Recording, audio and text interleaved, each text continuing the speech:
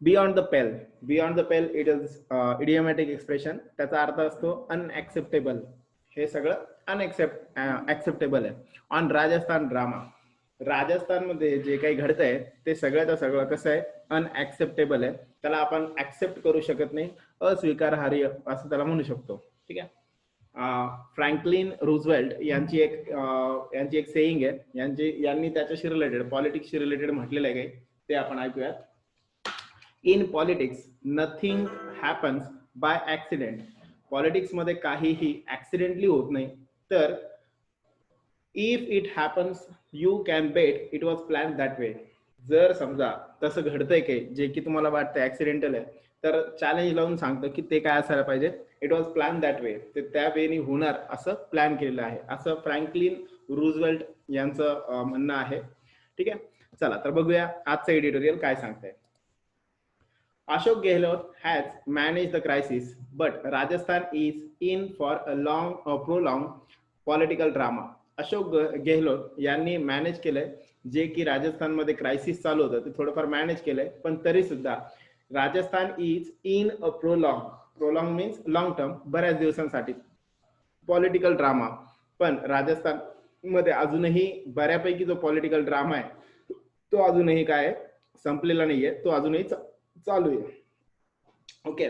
बऱ्यापैकी त्यांनी अशोक गेहलोत यांनी क्रायसिस जे आहे ते मॅनेज केले, पण तरी सुद्धा अजूनही ते पॉलिटिकल जे काही ड्रामा आहे तो अजून पण चालू आहे, तो संपुष्टात आलेला नाहीये. द इमर्जन्स म्हणजेच arrival of purported evidence. Evidence म्हणजे प्रूफ, परपोर्टेड म्हणजेच काय सेड म्हटलं जातं. The emergence of purported evidence of horse trading. Horse trading काय असतं, hard and shrewd bargaining specially in politics. म्हणजे काय, जो योग्य घोडा आहे त्याच्यावरती दाव लावणं. म्हणजेच काय, असे की जे चांगले प्लेयर्स आहे, एमएलए वगैरे जे आहेत पॉलिटिक्समध्ये, तर ते त्यांना खरेदी करणं किंवा त्यांना आपल्या बाजूनी ओढून घेणं, त्यासाठी त्यांना बार्गेनिंग जे चालतं त्याला म्हटलं जातं हॉर्स ट्रेडिंग. ठीक आहे. So the emergence of purported evidence of horse trading. असं लक्षात आलं आहे की, किंवा म्हटलं जातंय की काय होतंय, खूप जास्त प्रमाणात होणारं हॉर्स ट्रेडिंग टू इंजिनियर हे क्रिएट करेल. इंजिनियर करणार म्हणजेच काय करणार, क्रिएट करणार, त्याला शेप देणार. A split in Rajasthan Congress. यातून काय होईल तर राजस्थान काँग्रेसमध्ये एक स्प्लिट डिव्हिजन निर्माण होईल काँग्रेस पार्टीमध्येच. अँड द सबसिक्वेंट म्हणजेच फॉलोविंग, येणारे जे मूव्ज असतील by the camps of chief minister Ashok Gehlot and his former deputy Sachin Pilot have died dash that there are always fresh tricks of the sleeves of Indian politicians. बघा पुन्हा एकदा, जसं की emergence of evidence horse trading, जसं की म्हटलं जात आहे की एकाच पार्टीमधले जे दोन गट आहेत त्या गटांमध्ये काय सुरू झालेलं आहे, हॉर्स ट्रेडिंग सुरू झालेलं आहे. यातून असं लक्षात येईल आपल्याला की काँग्रेस गव्हर्नमेंट जे आहे राजस्थान मधलं किंवा त्याचे पुढचे जे काही स्टेप्स ते घेत आहेत त्यानुसार असं लक्षात येत आहे की दोन कॅम्प तयार झालेले, एक सीएम अशोक गेहलोत यांचा आणि फॉर्मर डेप्युटी जे कोणी होते समजा उपमुख्यमंत्री सचिन पायलट ह्यांच्यामध्ये जे आहे तर काय झालेलं आहे, एक गटबाजी जी आहे ती निर्माण झालेली आहे. आणि त्यावरनं असं दिसतं that there are always fresh tricks of the sleeves. याचा अर्थ असतो secret plans of Indian politicians. यावरनं असं लक्षात येतं की प्रत्येकाकडे भारतीय राजकारणामध्ये पॉलिटिक्समध्ये दोन प्रकारच्या म्हणजे असे सिक्रेट प्लॅन्स जे आहेत ते प्रत्येकाकडे असतात. बघा पुन्हा एकदा सांगतो की जसं की दोन गटांमध्ये राजस्थान मधली जी काँग्रेस पार्टी आहे त्या काँग्रेस पार्टीमध्ये दोन गट निर्माण झालेले आहे आणि त्या दोन गटांमध्ये इमर्जन्स ऑफ हॉर्स ट्रेडिंग त्यांच्यामध्ये जे तर काय झालेलं आहे, बार्गेनिंग सुरू झालेली आहे एमएलएच्या याच्यामध्ये. तर ती बार्गेनिंग जे आहे किंवा यासारखेच त्यांचे जे मूव्ह आहेत मुख्यमंत्री आणि उपमुख्यमंत्री यांच्या मधल्या ज्या दोन गटांमध्ये जे तयार झालेलं आहे त्या माध्यमातून ज्या पद्धतीने हे पुढचे मूव्ह घेत आहे त्यावरनं असं लक्षात येतं की भारतीय राजकारणामध्ये नेहमी काही ना काहीतरी सिक्रेट प्लॅन्स म्हणजे ज्याला आपण हातचा राखून ठेवणं म्हणतो ते काही ना काहीतरी प्रत्येकाकडे असतंच. Sachin Pilot have die dash. सांगा काय येईल आन्सर. चॅट बॉक्स ABCDE पटपट बोला.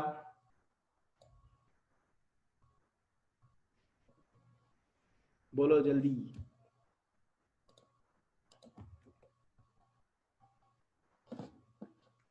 चॅट बॉक्स कुठे गॅप झाला. बी. बर,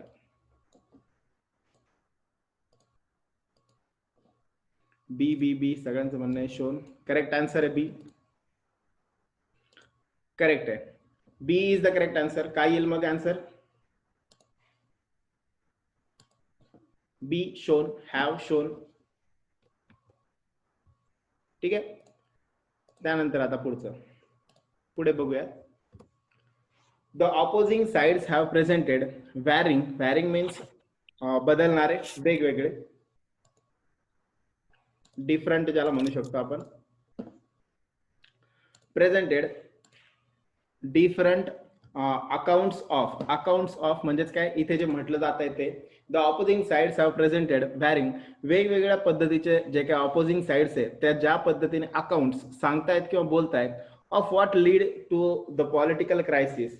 दोन साइड्स ज्या आहेत त्या वेगवेगळ्या होण्याच्या मागे लीड टू कशामुळे झालं, that is the caused to the political crisis. मग ह्या दोन पार्टी निर्माण होण्यामध्ये किंवा या दोन साइड्स निर्माण होण्यामध्ये नेमकं काय कारण झालेलं आहे? Crisis that continues to play out. ते जे काही कारण असेल ते अजून पण काय करतंय? प्ले आउट करते. What does it mean? Play out means consistent, चालू आहे. But some elementary facts died as increasingly self evident. मग तरी सुद्धा काही बघितलं तर सम एलिमेंटरी फॅक्ट्स, दिसणाऱ्या, समोर उभ्या राहणाऱ्या elementary facts died as increasingly self evident. दोन ऑपोजिट साइड्स ज्या आहेत त्या प्रेझेंटेड वेगवेगळ्या अकाउंट्स वेगवेगळ्या पद्धतीने ते सांगतायत. पण तरी सुद्धा यात जर आपण बघितलं तर काय होतंय, बऱ्यापैकी ते ज्या पद्धतीने सांगतायत त्यापैकी असे बरेचसे आहेत की ते काय करतायत? सेल्फ इव्हिडंट म्हटलेलं आहे. म्हणजे काय, त्यांना प्रूफची गरज नाहीये. त्या ज्या काही बोलतायत ते ऑलरेडी जे आहे ते करेक्ट बोलतायत. मग याच्यासाठी प्रूफची गरज नाहीये. मग प्रूफची गरज नाहीये म्हणजेच कोणतं? Die dash elementary fact die dash increasingly self evident. सांगा काय येईल answer?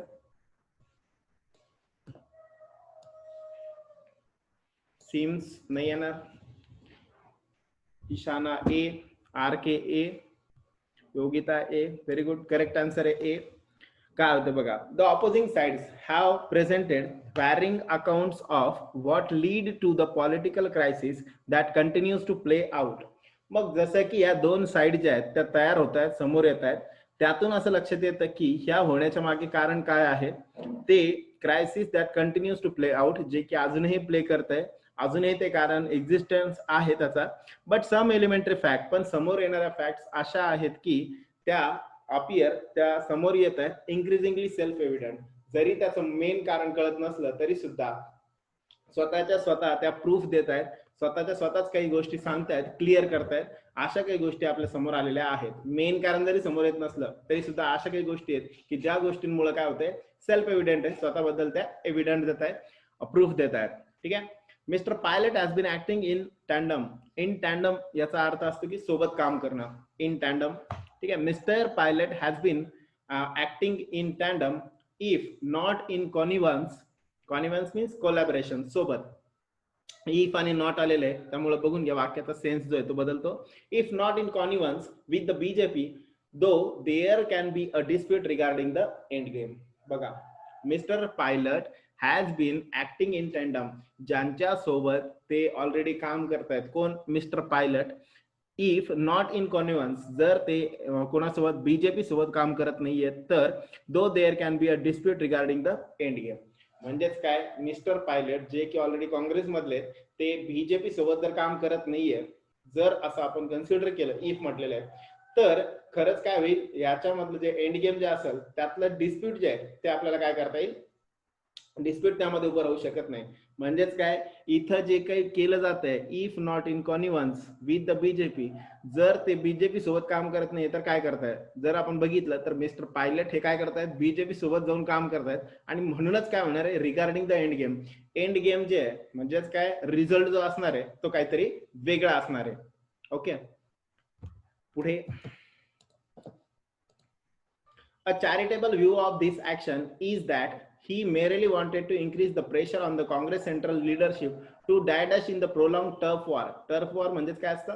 Dispute between rival groups over territory. जागेनुसार किंवा एखाद्या पोझिशन साठी भांडण होणं, त्याला आपण काय म्हणू शकतो? Turf war. He has been fighting with Mr. Gehlot. A charitable view of his actions. His म्हणजे कोणाच्या? सचिन पायलट जे त्यांच्याबद्दल ही किंवा हिज असे शब्द वापरलेले आहेत. मग चॅरिटेबल व्ह्यू, चॅरिटेबल मीन्स सगळ्या बाजूने विचार करता.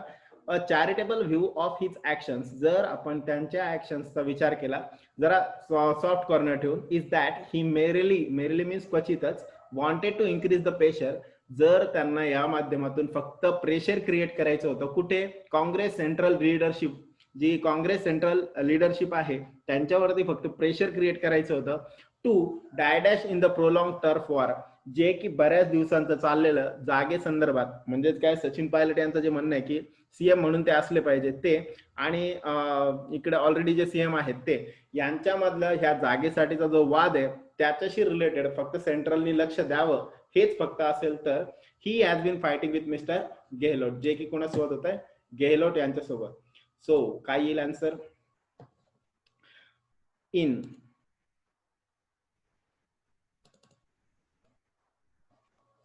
Intermediate chat box.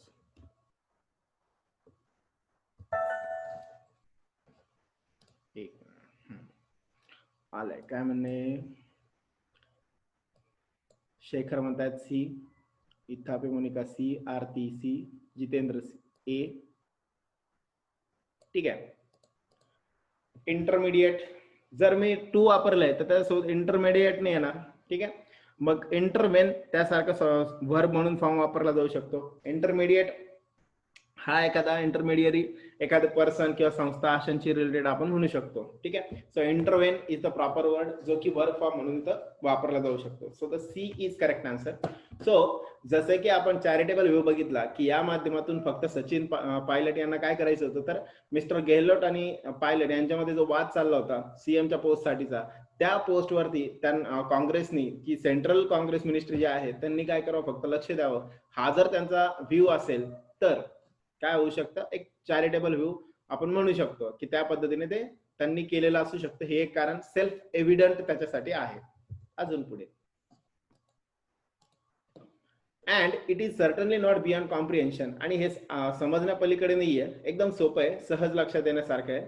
Though a bit startling, startling means चमकणार किंवा शार्प एखादी नवीन गोष्ट सुरू होतं त्याच्याशी रिलेटेड पण वापरलं जाऊ शकतं. Though a bit that he and the BJP have been colluding means unlawful, ज्याला स्ट्रॅटेजी अशी की त्याला कूटनीती वगैरे म्हणू शकतो आपण.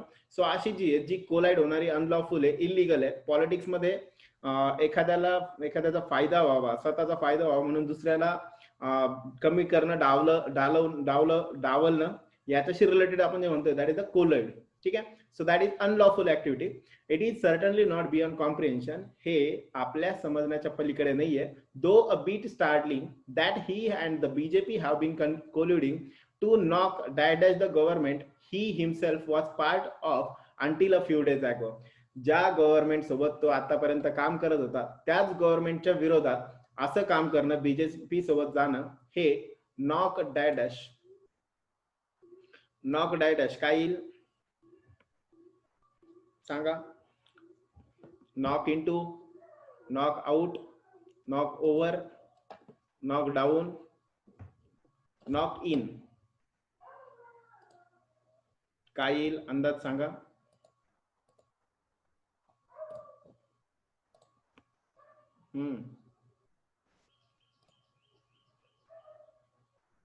आरती, मोनिका, डी. करेक्ट आन्सर आहे. ईशाना करेक्ट आन्सर आहे. सगळ्यांचा आन्सर बरोबर आहे. आर के डाऊन, जितेंद्र ए आणि डी. बर, एकच ऑप्शन सांगा, नाहीतर मग तुम्ही सगळे सांगणार ऑल ऑफ दीज, ते नाही चालणार. काय? ठीक आहे. So the correct answer is D correct आहे. नॉकडाऊन याचा अर्थ होतो कोलॅप्स करणं, खाली ओढणं. ठीक आहे. So and it is certainly not beyond comprehension, हे आपल्या समजण्याच्या पलीकडे नाहीये की though a bit startling that he and the BJP have been colluding to knock down the government he himself was part of until a few days ago, हे आपल्या समजण्याच्या बाहेर नाहीये की ज्या गव्हर्नमेंटचा सचिन पायलट हे पार्ट होते, त्याच गव्हर्नमेंटला बीजेपी सोबत जाऊन त्यांनी खाली ओढण्याचा प्रयत्न करणं, हे काय आपल्या समजण्याच्या बाहेर नाहीये. म्हणजे काय, इझिली ते लक्षात येतं. The pattern of activities and the characters all point to the overlap between his plans and the BJP's. मग यातून काय होतंय की जो काही प्लॅन आहे, जो पण आपल्याला या ठिकाणी दिसतंय, काय होतंय, पुढच्या ज्या काही स्टेप घेतल्या, द पॅटर्न ऑफ ऍक्टिव्हिटीज, ज्या पण ऍक्टिव्हिटीज पुढे कंटिन्यू केल्या जातात कोणाकडनं, सचिन पायलट यांनी ज्या ज्या पद्धतीने ऍक्टिव्हिटी केलेल्या आहेत त्या सगळ्या activities point to the overlap between, ज्या माध्यमातून ओव्हरलॅप होणं, एकावरती एक, ठीक आहे, between his plans and the BJP आणि सचिन पायलट यांचे प्लॅन इतके सारखे होणं किंवा ओव्हरलॅप होणं, या सगळ्या ऍक्टिव्हिटीजचा जर पॅटर्न आपण बघितला किंवा त्या कॅरेक्टर्स, त्या ऍक्टिव्हिटी ज्या आहेत त्या सगळ्याच्या सगळ्या जर आपण कन्सिडर केल्या, तर त्यावरनं आपल्याला इझिली लक्षात येतं की हे सगळंच सगळं काय आहे. थोडक्यात बीजेपी आणि सचिन पायलट हे, सचिन पायलट ज्या पार्टीमध्ये काम करत होते त्याच पार्टीला खाली ओढण्याचा, कोलॅप्स करण्याचा प्रयत्न जे आहे ते करत आहेत. ओके, सगळ्यांना लक्षात आलं? चलो next.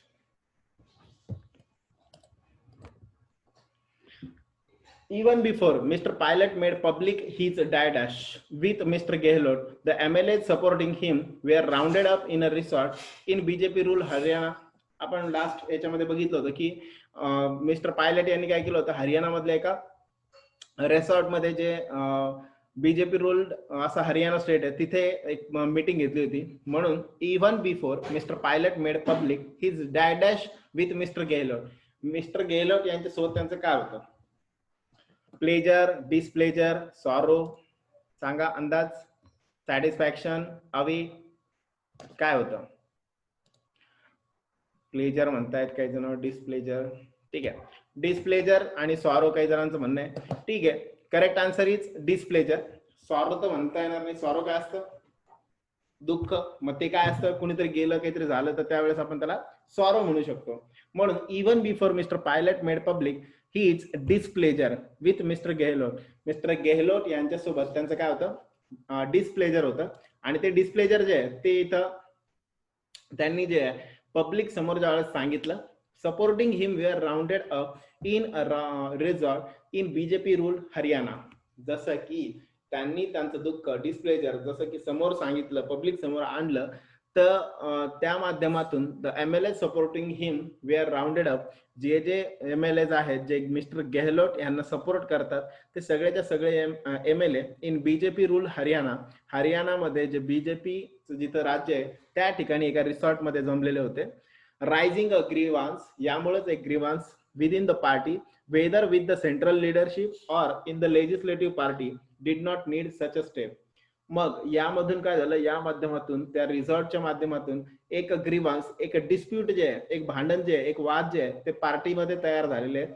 Weather with the central, एक तर ते सेंट्रल मिनिस्ट्री सोबत असो किंवा or in the legislature party. Legislature party काय असते, संसद ज्याला म्हणतो आपण, मग विधानसभा किंवा लोकसभा. मग ह्यांच्यामध्ये जो वाद आहे तो वाद did not need such a step. कोणताही वाद असेल, मग तो सेंट्रल सोबत असो किंवा तुमच्या इंटरनल पार्टीमध्ये असो, पण ते वाद असताना अशी स्टेप घेण्याची गरज नव्हती जी की मिस्टर पायलट यांनी घेतली. काय स्टेप घेतली त्यांनी, स्वतःचा आणि गेहलोट यांचा जो काही वाद आहे किंवा यांचं जे डिसप्लेजर आहे, त्यांच्यासोबत काम करताना जे काही वादविवाद असतील, तर त्याच्यासाठी म्हणून त्यांच्या गेहलोट यांना जे सपोर्ट करणारे जेवढे काही MLAs आहे त्यांना सगळ्यांना काय केलं, एका ठिकाणी बीजेपी रूल पार्टी हरियाणा जे स्टेट आहे त्या स्टेटमध्ये एका रिसॉर्ट मध्ये त्यांना जमा करणं, ही ऍक्टिव्हिटी त्यांच्याकडनं एक्सपेक्टेड नव्हती. Okay, so the correct answer is displeasure. ही सबसिक्वेंट मूव्स, सबसिक्वेंट म्हणजेच फॉलोइंग मूव्स ओनली रिइन्फोर्स म्हणजेच काय, पुन्हा पुन्हा सांगणं. द सस्पिशन म्हणजेच काय, doubt that mister Pilot had it all planned out. मग जसं की ही the subsequent moves only reinforce, त्यांनी ज्या पद्धतीने सगळे मूव्स घेतले, स्टेप्स घेतल्या, त्या माध्यमातून पुन्हा पुन्हा त्यांच्यावरती डाऊट जातो की mister Pilot had it all plan out. Mister Pilot यांनी हे सगळं ऑलरेडी प्लॅन केलेलं होतं. For journey out of the काँग्रेसमधून निघून जाण्यासाठीचं हे सगळं प्लॅन होतं. Though his destination may still appear foggy means unclear, जी की क्लिअर नसणार. असं जरी त्यांना डेस्टिनेशन म्हणजे जिथं पोहोचायचं रिचिंग पॉईंट ज्याला म्हणू शकतो आपण, जरी रिचिंग पॉईंट माहिती नसला, तो अनक्लिअर असला, तरी सुद्धा मिस्टर पायलट यांनी प्लॅन केलं होतं की आपल्याला काँग्रेसमधून निघून जायचं आहे. ठीक आहे, लक्षात आलं एवढं. आता पुढे, unlike in Madhya Pradesh where a similar sequence of events lead to the die-dash of the Kamalnath government, the Congress managed to limit the damage. बघा पुढच्या याच्यामध्ये काय म्हटलेलं आहे, अनलाइक इन मध्य प्रदेश, जसं की मध्य प्रदेशमध्ये झालं होतं. काय झालं होतं मध्य प्रदेशमध्ये सुद्धा? मध्य प्रदेशमध्ये सुद्धा याच पद्धतीने सगळ्या गोष्टी ज्या आहेत त्या झाल्या होत्या. त्या याच्यामध्ये काय होतं नेमकं आपल्याला माहिती असेल, unlike in Madhya Pradesh where a similar sequence, अशाच घटनाक्रम जो आहे तो त्या ठिकाणी आपल्याला बघायला मिळाला होता. आणि त्या घटनांमुळे काय झालं नेमकं, तर त्या घटनांमुळे सगळ्याच्या सगळं समोर जे आलेले होते, मीन्स त्या घटनांमध्ये पण काँग्रेसनी काळजी घेतली की काँग्रेसला म्हणजे सत्ता तर पडली पण त्या ठिकाणी काँग्रेसला कमी नुकसान होईल, यासाठी त्यांनी काय केलं होतं, प्रयत्न केला होता. Where a similar sequence of events lead to the die dash of the Kamal Nath government. काय केलं कमलनाथ गव्हर्नमेंटला? सांगा अंदाज. आरती म्हणतायत सी, शेखर म्हणतायत C, collapse Jitendra C, Itape C, R K C. Correct answer आहे. योगिता म्हणताय B, wrong.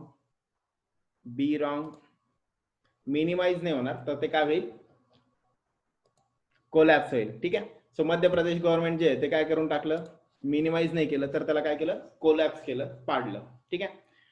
Of the Kamal Nath government the Congress managed to limit the damage. जरी ते गव्हर्नमेंट पडलं असलं तरी कमीत कमी डॅमेज व्हावा यासाठी काँग्रेसने काय केलं, प्रयत्न केलेले आहेत. ठीक आहे, मग त्यात नेमकं काय काय झालं ते आपण आता याच्यामध्ये बघू. The state police filed an FIR against an alleged middleman. ठीक आहे, सो जे काही स्टेट पोलीस आहे मध्य प्रदेश मधले, त्यांनी एक एफआयआर फाईल केलेली आहे अगेन्स्ट अँड ॲलिग मीन्स ज्यांच्यावरती आरोप लावला जातोय, सेड मिडलमॅन. एक मिडलमॅन जे सापडले त्यांच्यावरती आरोप लावला गेला, तर त्यांना स्टेट पोलिसनी काय केलेलं आहे, त्यांच्या अगेन्स्ट एक एफआयआर जी आहे ती दाखल केलेली आहे. आता इथे नीट लक्ष द्या, एफआयआर, अन एफआयआर म्हटलेलं आहे. आपल्या याच्यानुसार आपण म्हणतो AEIOU, मग ते जर असतील तर तिथं अन आलं पाहिजे, मग इथं तर ते नाही आहे. FMN या सगळ्यांच्या सुरुवातीला जर आपण मराठीतलं प्रोनाउन्सिएशन बघितलं तर सगळ्यांच्या सुरुवातीला ए येतं, म्हणजे एफ आपण लिहिताना ए एडक्याचा आणि मग फ लिहितो. ठीक आहे, मग असं जर मराठी स्वरांनुसार अ आ इ उ ए ऐ ओ अम हा यांच्यापैकी जर एखादा असेल तर तिथं अन वापरलं पाहिजे, आणि म्हणून इथं अन एफआयआर अगेन्स्ट अन अलिग असं म्हटलेलं आहे. ठीक आहे, सो अन एफआयआर लक्षात आलं. अभी चलते आगे. मग जसं की मिडलमॅन, मग स्टेट पोलीस जे आहे मध्य प्रदेश मधलं त्यांनी काय केलं, एफआयआर फाईल केली. त्याच्यानंतर BJP union minister Gajendra Singh Shekhawat जे आहे त्यांच्यावरती एक एफआयआर दाखल केली, आणि सोबत एक MLA जे की who has since been suspended from the Congress, ज्यांना काँग्रेसमधून सस्पेंड करण्यात आलेलं आहे, त्यांच्यावरती सुद्धा the Rajasthan police have set out. Same त्याच धर्तीवर जसं MP मध्ये करण्यात आलं, सेम त्याच धर्तीवरती राजस्थान पोलिसांनी सुद्धा सुरुवात केलेली आहे. Have set out means start to procure means collect, जमा करणे, voice samples of MLAs house in Haryana.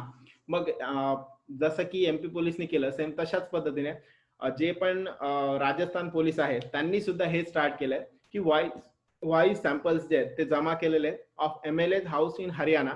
हरियाणामध्ये जे MLA जमा झाले होते, एकत्र झाले होते, त्यांचे व्हॉइस सॅम्पल जे आहेत ते जमा करायला सुरुवात केली आहे. who alleged feature in audio clips that apparently incriminate them in conspiracy. या कॉन्स्पिरसी मध्ये नक्कीच त्यांच्या ज्या ऑडिओ क्लिप्स असतील त्या माध्यमातून एक्झॅक्टली कळेल की त्यांनी कोण कोण काय काय बोललेलं आहे, आणि त्या माध्यमातून काय होईल, कोण गिल्टी आहे, इन्क्रिमिनेट म्हणजेच गिल्टी, कोण दोषी आहे ते सुद्धा समोर येईल. ओके, इथे लक्षात नाही राहिलेलं, ते ब्लँक नाहीये. पुढे, the speaker has issue issued notices to mister Pilot. मग जसे की स्पीकर जे आहेत त्यांनी काय केलंय, नोटीस जाहीर केली आहे कुणाला, मिस्टर पायलटला. And 18 MLS under the anti defection law. Anti defection law हा काय असतो, अँटी डिफेक्शन म्हणजेच काय, पार्टी चेंज, ज्यावेळेस पार्टी चेंज करून दुसरीकडे एका पार्टीमधून दुसऱ्या पार्टीमध्ये जातोय त्यासाठी काही नियम आहेत. मग ते जाण्यासाठी तोडल्याबद्दल, ते नियम भंग केल्याबद्दल स्पीकर यांनी काय केलं, एक नोटीस पाठवली मिस्टर पायलट यांना फॉर डिफाईंग, ऑपोज करण्याबद्दल द पार्टी वाईफ. वाईफ म्हणजे तसा अर्थ असतो चाबूक वगैरे, पण इथं वाईफचा अर्थ आहे meeting. So defying the party whip, party meeting ज्या आहेत त्या त्याला अपोज करण्याबद्दल आणि एक पार्टी सोडून दुसऱ्या पार्टीत जाण्याबद्दल जे स्पीकर आहे त्यांनी एक नोटीस त्यांना जाहीर केली. कुणाला, मिस्टर पायलट आणि 18 MLA. Attending and not attending legislator party meeting. मग ज्या लेजिस्लेचर पार्टीच्या ज्या काही मीटिंग आहेत त्या अटेंड न केल्याबद्दल किंवा त्याला विरोध केल्याबद्दल त्यांच्यावरती काय केलेलं आहे, त्यांना एक नोटीस पाठवली आहे, शो कॉज नोटीस ज्याला म्हणतो आपण, त्या पद्धतीची. कारण सांगा काय ते. इन अ प्ली, प्ली म्हणजेच काय, लिगल ऍप्लिकेशन, याचिका म्हणतो आपण त्याला, by the pilot camp. Pilot camp जो आहे त्यांनी काय केलंय, एक प्ली केली आहे, याचिका दाखल केली आहे. त्यात असं म्हटलंय की the speaker has inform the high court that the time to reply to the notice will be dash till July 21. सांगा 21 जुलै पर्यंत तो काय केला पाहिजे. आरके म्हणतायत इन्क्रीज, बी आरती म्हणतायत सी, इशाना म्हणतायत ए. ठीक आहे. So the correct answer is extended A. A is the correct answer. Extended till July 21. 21 जुलै पर्यंत ती काय केली गेली पाहिजे, एक्सटेंड केली पाहिजे. इन्क्रीज का बरं नाही, ऑलरेडी सांगितलेली आहे, मग ती सांगितलेली इन्क्रीज करू नाही शकत, ती एक्सटेंड करू शकतो. ठीक आहे. म्हणून जर ऑलरेडी सांगितली असती, पहिल्यांदाच सांगतोय, तर मग आपण इन्क्रीज्ड अमाऊंट असं म्हटलं असतं किंवा इन्क्रीज्ड डेट असं म्हटलं असतं. ठीक आहे. All together this has set the scene for multiple potentially म्हणजेच काय, एक्सपेक्टेड अगली कन्फ्रंटेशन्स. मग जसं की आपण बघितलं की यामधून एक नवीन सीन तयार होतो ज्यामध्ये अगली, एक कुरूप, कन्फ्रंटेशन, क्लॅशेस तयार होतात. कुणाकुणामध्ये, बिटवीन टू स्टेट्स, दोन राज्यांमध्ये क्लॅश तयार होऊ शकतं.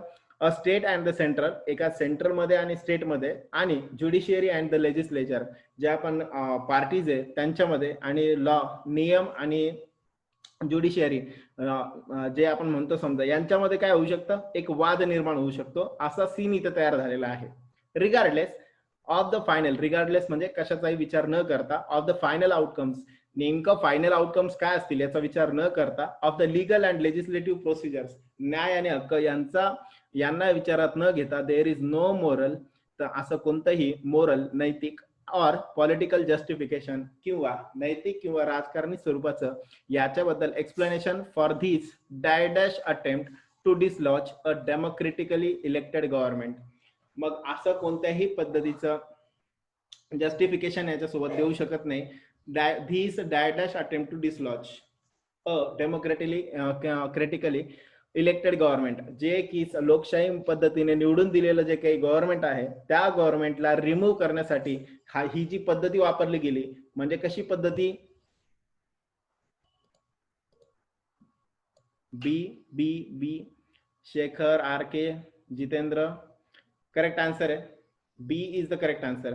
अनस्क्रपलस मेथड, त्याचाच काय अर्थ असतो, वाईट ज्याला म्हणू शकतो आपण, त्या अशा की ज्या लिगल नाहीये, व्हॅलिड नाहीये, ज्या मोरल नाहीये, इमोरल पद्धतीने निवडलेल्या आहे. ठीक आहे. So correct answer is unscrupulous. ठीक आहे. सो मग इथं काय म्हटलेलं आहे थोडक्यात, ज्या पद्धती वापरल्या गेल्या विदाऊट विचार न करता की रिझल्ट काय असेल, तर त्या पद्धती सगळ्याच्या सगळ्या ज्या आहेत त्या जरा कुठेतरी काय चुकीच्या आहे, आणि अशा याच्याबद्दल कुणी जस्टिफिकेशन नाही दिलं पाहिजे. ओके.